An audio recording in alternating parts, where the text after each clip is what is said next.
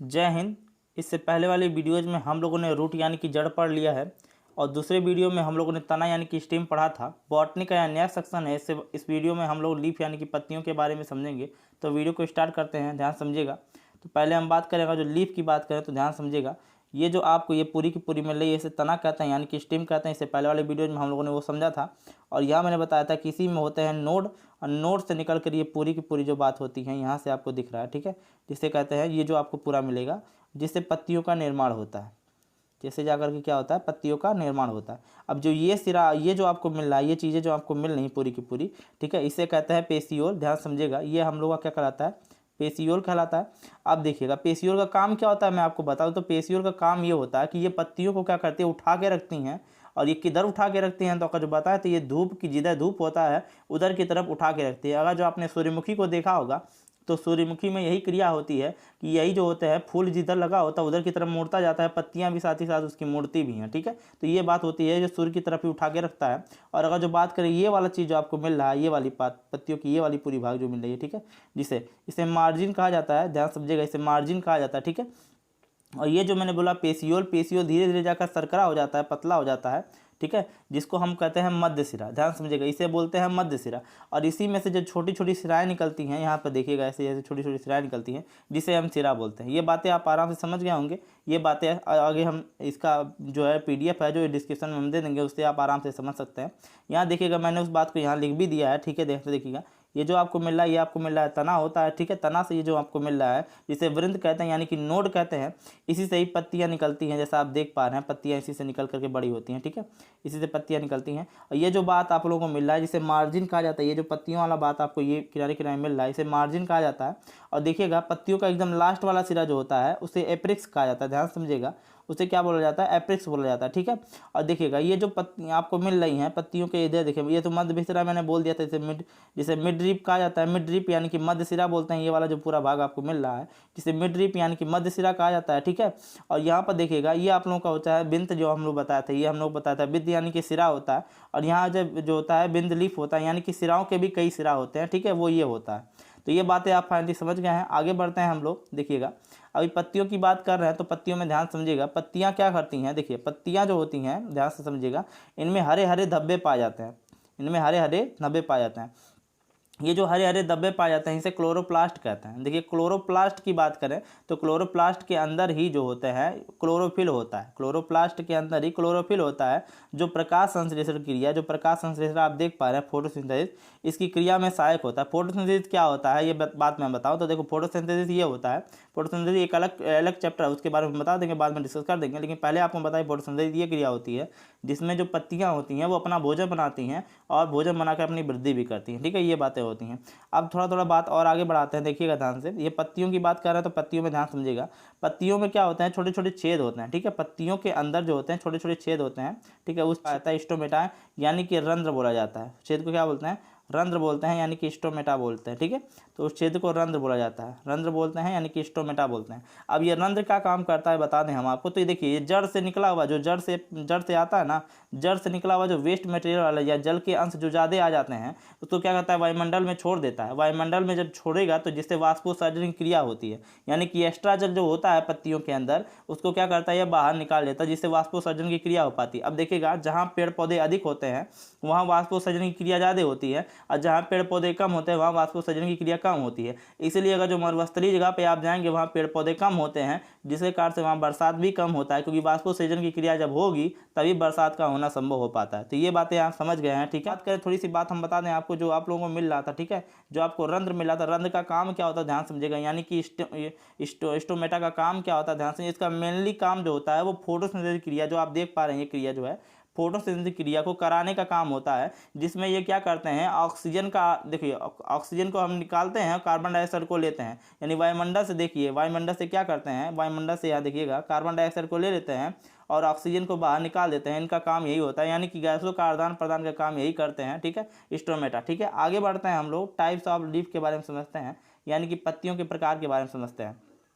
तो ध्यान समझिएगा, पत्तियों का जो बाहरी भाग होता है उसके आधार पर पत्तियों को दो भागों में बांटा गया, ठीक है, बाहरी भाग के आधार पर पत्तियों को दो भागों में बांटा गया है। तो पहला भाग हो जाता है जिसे सरल पत्ती कहते हैं, दूसरा भाग होता है जिसे संयुक्त पत्ती कहते हैं, यानी कि सिंपल लीफ होता है, एक होता है कंपाउंड यानी कि कॉम्प्लेक्स लीफ, जो भी आप कह सकते हैं। ठीक है, सिंपल लीफ को ध्यान समझिएगा, ध्यान समझिए। जैसे मार्जिन की बात इससे पहले हम कर ही रहते हैं, ध्यान समझिएगा। तो ये मार्जिन आपको मिला है सीधे सीधे, जिसके मार्जिन ये समझिएगा, जिसके मार्जिन जो होते हैं वो एकदम सीधे होते हैं। ठीक है, जिसके मार्जिन एकदम से सीधे होते हैं, ये देखिएगा सीधे एकदम दिख रहा है कि नहीं दिख रहा है, ये एकदम सीधे होते हैं। ठीक है, उन्हें सिंपल लीफ कहा जाता है, यानी कि सरल पत्ती कहा जाता है। और जिसके मार्जिन जो होते हैं वो ऐसे ऐसे होते हैं, देखिएगा ध्यान से ऐसे करके। ठीक है, जैसे आप देख पा रहे हैं गुड़हल में, यानी कि गुलाब में आप देख पा रहे हैं, गुलाब में ऐसे होता है, ऐसे ऐसे करके होते हैं, कटीले होते हैं, यानी कि इनके लीफ जो होते हैं इस तरीके से बंधे होते हैं। ठीक है, तो ये जो आप लीफ देख रहे हैं सिंपल लीफ नहीं, इसे संयुक्त पत्ती कहा जाता है, यानी कॉम्प्लेक्स लीफ कहा जाता है। ठीक है, जैसे कि ध्यान समझिएगा, जो सिंपल लीफ के उदाहरण हो जाएंगे वो जगह जैसे पीपल हो गया, केला हो गया, आम हो गया, पान के पत्ते हो गए, ये सभी देखेंगे उनके, तो उनके मार्जिन जो होंगे एकदम सिंपल होंगे। ठीक है, लेकिन अगर जो बात कर रहे हैं हम, ध्यान से समझिएगा, जैसे गुलाब हो गया, नीम के पत्ते हो गए, इन सब के पत्ते जो होते हैं वो संयुक्त पत्ती होती है, यानी कि कॉम्प्लेक्स यानी कि कंपाउंड लीफ होते हैं। आगे बढ़ते हैं हम लोग, देखिएगा अब बात करने अगर जो लीफ की बात अगर जो कर ही रहे हैं तो ध्यान समझिएगा।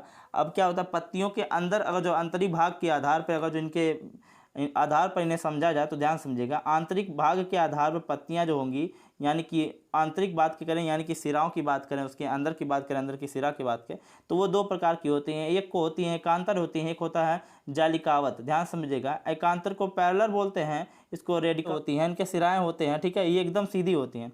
जैसे देखिएगा यहाँ पर आप केले को देख लीजिए, इनके सिराएं देखिए एकदम सीधे सीधे, अंदर जो है ना इनकी सिराएं क्या है, सीधे सीधे मिल रही हैं। लेकिन यहाँ आप जब देखेंगे इस पत्ती को ध्यान से देखिएगा, ये पत्ती यानी कि बहुत सी चीज़ें हो गई, जैसे आम का पत्ती आप लोगों ने देखा होगा, आम की पत्ती में। ठीक है, तो आम की पत्ती में ऐसे निकले होते हैं और उसके कई भाग ऐसे निकले होते हैं, देखिएगा ऐसे बहुत से भाग यहाँ पर निकले हुए दिख भी रहे हैं आपको। ठीक है, यहाँ दिख रहे होंगे इसके कई भाग, यहाँ से देखिए इसके कई भाग यहाँ से निकले हुए दिख रहे हैं। तो ये अगर जो है जिसे जालिकावत यहाँ जाली बनाकर लिखे हैं, ये एकांतर माने सीधे सीधे होंगे। ठीक है, तो इस आधार पर ये एकांतर होते हैं, सीधे सीधे होते हैं, और ये जालिकावत यानी कि जाली बनाकर इसमें होते हैं। ठीक है, तो ये बातें हो गई, थोड़ी बातें और इसमें करते हैं तो ध्यान समझिएगा। वैसे पत्तियां जो होती हैं ना, जो आपको दिख रहा है पत्तियां, ये जो पत्ती आपको दिख रही है। ठीक है, आगे बढ़ते हैं, थोड़ी और बातें समझ लीजिए यहाँ पर, जैसे एकांतर के बारे में और बताऊँ मैं आपको। देखिएगा यानी कि पत्तियों की बात करें, वैसे पत्तियां जो होती हैं ना वो लंबी होती हैं, वे एकांतर रूप में पाई जाती होती हैं। लेकिन देखिए इनमें लगने वाले जो फल होते हैं ना, वो यानी कि बीज जो होते हैं, यहाँ पर देखिएगा एकांतर वाले के लिए इनमें लगने वाले बीज जो होते हैं, जैसे कि गेहूँ हो गया, धान हो गया, ये सभी जो होते हैं ना, ये इनमें सिर्फ और सिर्फ एक ही बीज पाए जाते हैं। ध्यान समझिएगा, इनमें सिर्फ और सिर्फ क्या पाए जाते हैं, एक ही बीज पाएंगे। लेकिन जालिकावत यानी कि जिसकी पत्तियाँ छोटी होती हैं, यूँ समझिएगा, जिसकी पत्तियाँ क्या होती हैं, एकदम छोटी होती हैं, जैसे आम हो गया, इस सब चीज़ों की। ठीक है, और यानी कि चना भी हो गया, जामुन हो गया, इन सबको ध्यान समझिएगा। तो इनकी पत्तियाँ छोटी होती हैं, और इनको जब आप तोड़ के देखेंगे ना तो इनमें दो भाग आपको मिलेगा। ध्यान समझिए, कितने भाग मिलेंगे आपको, दो भाग आपको मिलेंगे। यानी कि जो किसली उसली आप देखे होंगे, उसको जब अंदर से खोल के देखेंगे तो आप उसमें से दो भाग मिलेगा। ठीक है, तो ये जो आप लोगों को मिला, इसे जालिकावत की ही बात है। लेकिन यहाँ पर देखिएगा जो दो भाग मिलते हैं, इसलिए इन्हें बोलते हैं, इन्हें ध्यान से बोलते हैं, इसे बोलते हैं बहुबीज पत्री बोलते हैं, पत्ती। ठीक है, तो बहुबीज पत्री ये हो जाते हैं। और यहाँ का जब देखेंगे धान हो गया, गेहूँ हो गया, ठीक है, मक्का हो गया, जो हो गया, इन सबको देखेंगे अगर जो आप, तो इनमें एक ही चीज़ें आपको मिलेंगी भी। यहाँ पे देखेंगे अगर जो आप जूम करके दिखा दें आपको हम, तो यहाँ आपको एक ही मिलेगा, अधिक नहीं मिलेंगे। ठीक है, तो ये बातें हो जाती हैं यहाँ पर। तो यहाँ पर ये चीज़ें हो जाती थी। हम समझते हैं जो पत्तियाँ होती हैं उनके रूपांतर के आधार पर, पत्तियों के जो रूपांतर के आधार पर ये पत्तियाँ कैसे होती हैं, ध्यान समझिएगा। तो यहाँ जैसे मैंने लिखा है जियोफाइटिक, जो जियोफाइटिक होते हैं वो क्या होते हैं, ध्यान समझिएगा। अब क्या होता है, ये पत्तियाँ जो होती हैं ना, पानी की कमी के कारण, ये पत्तियाँ पानी की कमी के कारण क्या होती हैं, इनमें कांटे आ जाते हैं, कांटे का रूप धारण कर लेती हैं। जो पत्तियाँ होती हैं इनमें पानी की कमी के कारण क्या करती हैं, जो है वो कांटे का रूप ले लेती हैं। और ये जो कांटे का रूपांतरण हो जाता है, यानी कि इसे रूपांतरित पत्ती कहेंगे। जो कांटे का रूप ले लिए इसलिए इसे रूपांतरित पत्ती कहा जाता है। यह पानी की कमी के कारण ऐसा होता है। यह सब अक्सर देखे होंगे रेगिस्तान में, आप लोग देखे होंगे एक पौधा मिलता है रेगिस्तान में, जैसे कैक्टस कहते हैं, जो आप स्क्रीन पर देख पा रहे होंगे। ठीक है, ये जो आपको मिल रहा है इसे कैक्टस बोलते हैं, जो आपको ये दिख रहा है। ठीक है, ये आपको मिल रहा है, ये कैक्टस ही होता है। इसमें क्या होता है, देखिए इसका होने का फ़ायदा क्या होता है मरुस्थल में। देखिए इसका फ़ायदा ये है कि देखो मरुस्थलीय जगह पे पानी की कमी होती है, तो बात आप कन्फर्म समझ रहे होंगे। और इसमें अगर जो कांटे आ जाएंगे, यानी कि इसमें कांटे आ जाएंगे, तो कांटे आने से क्या होगा, इनके स्टोमेटा जो होंगे वो बंद हो जाएंगे। अब जब बंद हो जाएंगे स्टोमेटा, तो वाष्पोत्सर्जन की क्रिया नहीं हो पाएगी, तो पानी की आवश्यकता नहीं होगी। ठीक है, एक तो बात ये हो गई। और तो पानी की कम होता है। और भाई कांटे होने से एक फायदा और हो जाता है कि इन्हें जीव जंतु जो होंगे, उन्हें ये भी नहीं, जीव जंतु भी जो होंगे, हिंसक जीव होंगे या कोई भी जीव होगा, वो उसे छुएगा नहीं, क्योंकि कांटा है, तो कांटे की वजह से कोई दिक्कत नहीं होने वाला। ये हो गए भाई, अगर जो हम रूपांतरण समझ रहे, रूपांतरण में पहला हो जाता है जिसे जियोफाइटिक बोलते हैं।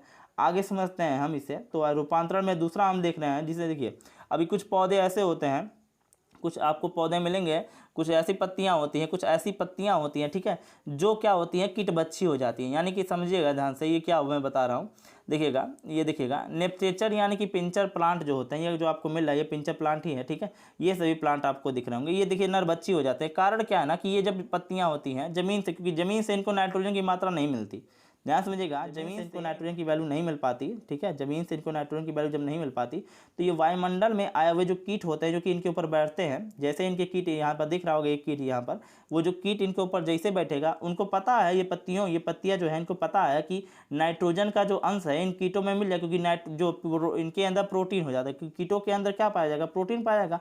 अब वो जैसे इनके अंदर आकर बैठेगा तुरंत उसके क्या करेंगे, खा लेंगी, और खा करके उसको क्या करती हैं, पचा लेती हैं। अब ये पूरे उसके अंदर भाग, जो उसका भाग होता है, ठीक है, उसको भी अवशोषित कर लेती है, यानी कि उसको बाहर फेंक दें, ऐसा नहीं है, उसको भी अवशोषित कर लेती हैं। तो ये कीट बच्ची पौधे होते हैं, यानी कि इसको क्या ऐसे कैसे होती हैं, ये नाइट्रोजन की कमी के कारण कीट बच्चे हो जाते हैं।